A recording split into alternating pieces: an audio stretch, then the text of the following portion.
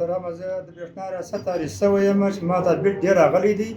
نو هغو په دا اپلیکیشن باندې امر راکړي وایي واسه دې میټر چک کړي زه غواړم چې زما میټر چک شي. دا عاجز صاحب چې دغه د خوا څخه راغلی دی د بل یې ډېر راغلی دی خپل په بل قناعت نه لري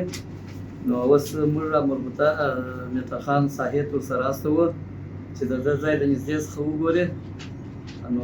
موږ خپل عمر سره ځم هغه میټر خان مر سره بیا نو نږدې څخه د ده ځای ګورو بر هغه دې قناعت ورو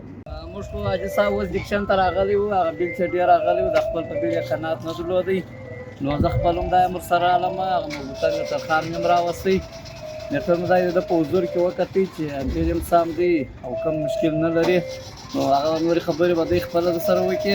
او دغه مربوطه میټر خان دی. مخکې چې موږ د ده میټر کتلی وو